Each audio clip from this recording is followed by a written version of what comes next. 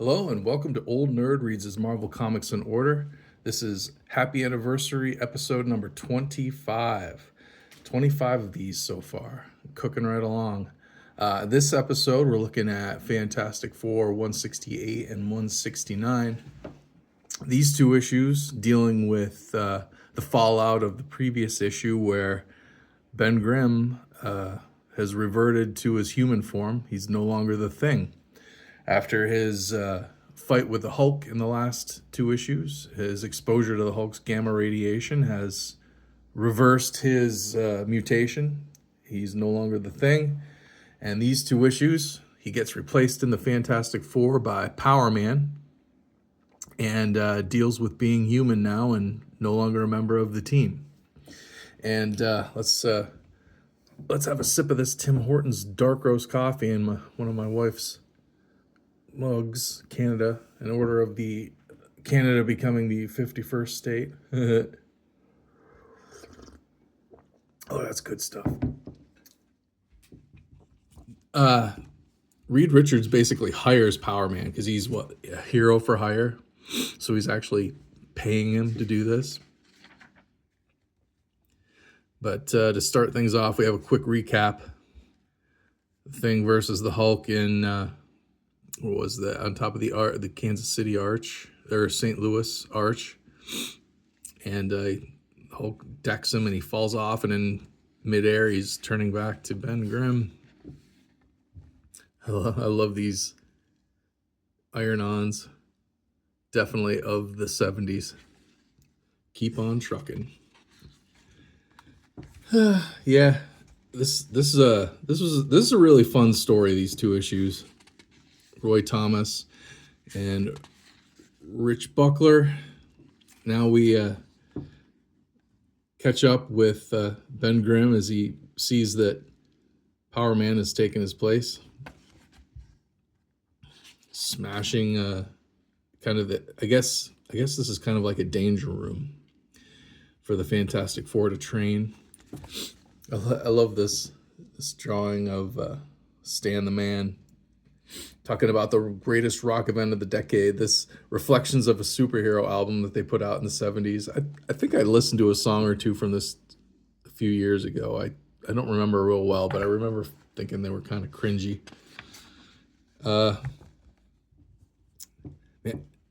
And Ben Grimm's not handling this very well.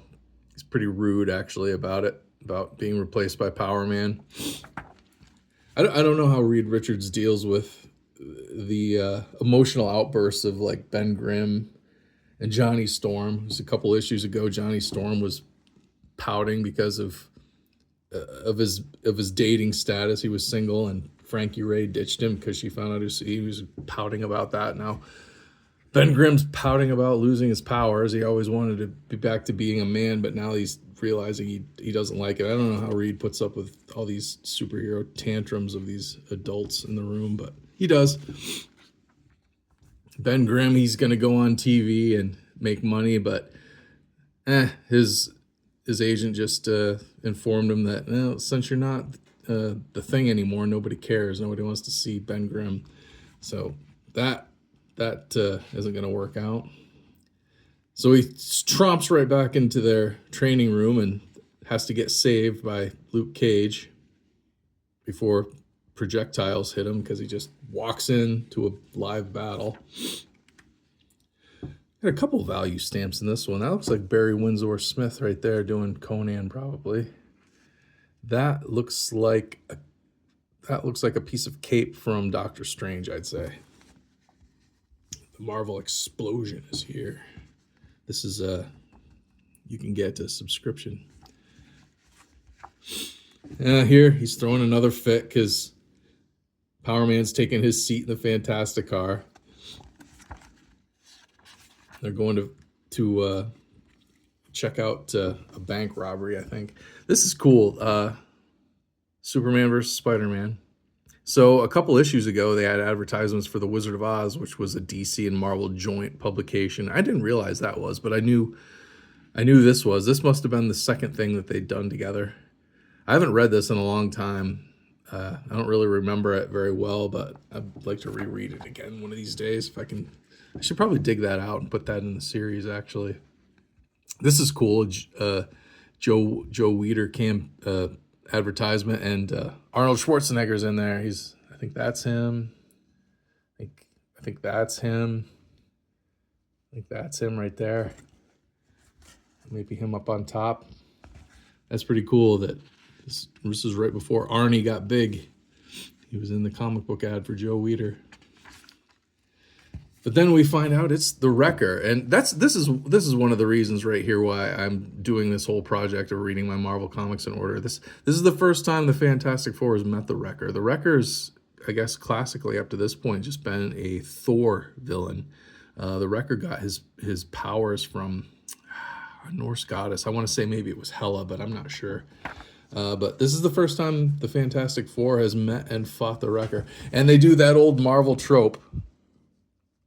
This is what Marvel always does whenever they cross over. One superhero fights with a different superhero's rogues gallery. This is what they say: "Hey, that guy down there, I recognize him from his mug shots."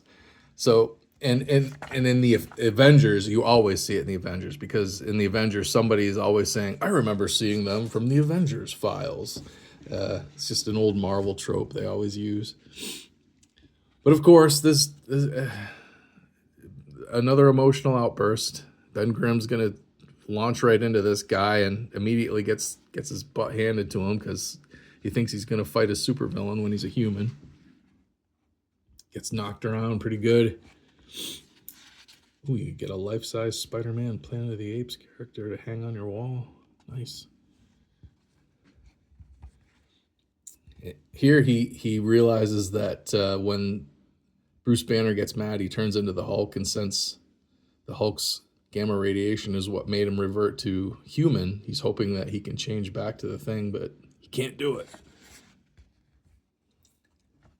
The Wrecker continues beating up on the Fantastic Four. Ben Grimm is going to take one more swipe at him, but to no avail. Gets knocked down, taken hostage. Climbs up on top of the building that's being built. He's gonna toss him down. Mr. Fantastic is going to pull a trick on him, though.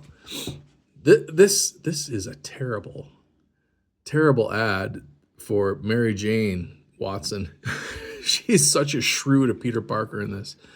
"You have this thing, Tiger, and I hate it. Every time there's trouble, you disappear. Sure, Peter, anything to avoid reality, but at least this time you left me with a really delicious snack." And then down here, he brings her some milk. Like he's going to get milk. That's the reason he's gonna, ditch her to go fight Man Mountain Marco. Cops don't understand, but they sure appreciate the help. And now he's got the milk to go along with the Hostess snacks that he brought for Mary Jane, who's being a shrew to him for it. He got a little distracted.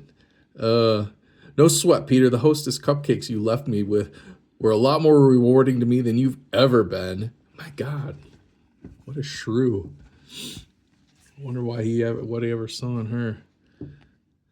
I wonder if this counts as a first appearance. This is What's-His-Face from the Eternals. And this would be his first appearance. This comes out before issue number 1 of the Eternals. When Jack Kirby came back to Marvel, he did the Eternals. So, remember a few years ago when people were collecting, previews magazines? Because previews magazines came out a few months before the comics did, so you could order your comics, and they'd have the comics in there that were coming out a few months later, and collectors were claiming that these previews magazines were the first appearance of these characters. So people were starting to collect previews magazines. I wonder if this counts the same way back in 1975. Oh, what was in here? There was something in here that was interesting. They talk about Rich Buckler moving back to New York City from somewhere else so he could focus on Fantastic Four more. And then by the end of the next issue, you find out that these are Rich Buckler's last 2 issues. So George Perez drew the 2 issues before this with the Hulk, and he did a really good job. And then Rich Buckler came back for these 2 issues, but that's it. now he's after these two issues, he's done on the Fantastic Four, which is kind of sad. I'm glad I got here just in time to catch half dozen or so of Rich Buckler's last Fantastic Four issues. But anyway, back to the story here. Power Man has to save Ben Grimm again because he fell off the building. And of course, how does Ben Grimm repay him? He goes to slug him. And then he storms off. Man, these guys, I don't know how Reed deals with these guys and their temper tantrums. But that's the ending to this one. Ben Grimm has given up. He has given up, and he's going. We'll pick right up to where he goes. He goes straight to the bar. He's going to get drunk. So he's feeling sorry for himself, drowning his sorrows. And some bar floozy tries to pick him up, and he doesn't want anything to do with her. So she sicks, what's his name? Wilbur. Wilbur, the meanest son of a gun in Wheeling, West Virginia. Sicks him on him. Ben beats him up, then realizes, you know what? I don't have any beef with these guys. I just want to have a drink. I'm not fighting you. So he gets tossed out. And they harass him when he gets tossed out. And he's like, you know what? I'm the thing. And he jumps right back in there and proceeds to kick everybody's butt in the bar until this jerk sneaks up behind him and bashes him over the head. But don't worry. There's Mr. Fantastic and the Human Torch, and they scare everybody off. And they bring Ben, they can talk Ben into coming home with them. And back at home, Power Man is hanging out with the ladies. And look at all these cool toys you could get back then. That Hulk play set looks familiar. I wonder if somebody had that when I was a kid. And I saw it once. I definitely had some of these Mego dolls. I think I had the Hulk, and I think I had Spider-Man, and I may have had Robin, of Batman and Robin, too. I used to have those when I was little. But this is funny, like, Power Man's playing with Franklin, then suddenly, he turns evil. He's going to try and throw the couch at Sue. And they get in a little scuffle. But don't worry, because the boys come home. And of course, Ben's going to try and stop him as a human, but there's no way he's going to do it. Oh, and now we've got the Mighty Marvel checklist showing up in these two. That's cool. I'm glad to have that. That'll help me in ordering my comics as I read them in order. Yeah, of course, he gets smacked, ticking off the Human Torch, ticking off Mr. Fantastic. They try and hold him back, but he fights his way free.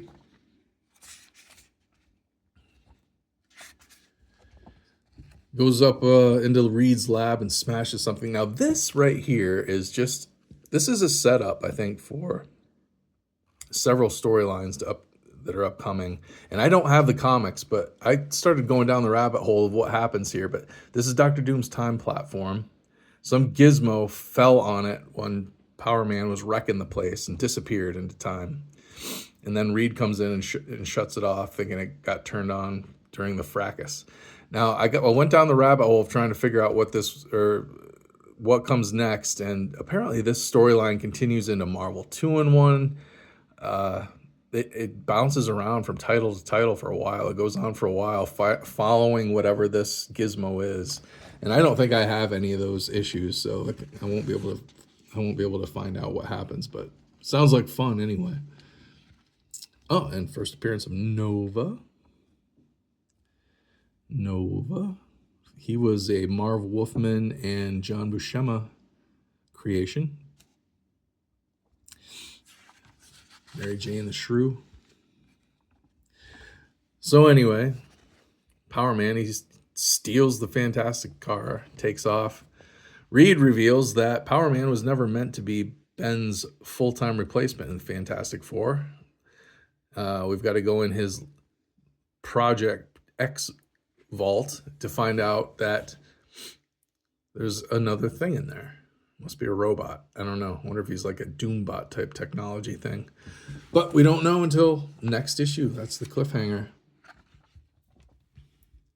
So these are like I said, Rich Buckler's last two issues. And George Perez is going to take over. There was a lot of favorable comments in the letters column about George Perez's artwork, and so he is coming on board Fantastic Four full time. And even in the bullpen bulletins in this issue, George Perez has mentioned about how he likes to draw lots of heroes in every panel, and how he loves the team books, and he fills up every panel with every character he can. And it's cool that even back in 1975, he was recognized that. I remember in the 90s when he came back to the Avengers with Kurt Busiek when they did the Heroes Return thing. And that was all the hype then, was like, oh, George Perez just loves drawing all the Avengers that he can in every panel. So it's cool that he was known as that guy even back in the 70s. But yeah, that's those two issues of Fantastic Four. I'll be back next time with 170 and George Perez on art, and we'll find out what this thing robot is that Reed's got going on. If I missed anything, if I did anything wrong, if I misspoke, please comment down below. I want to learn and find out. Like, share, and subscribe. Thank you for watching. I'll see you next time.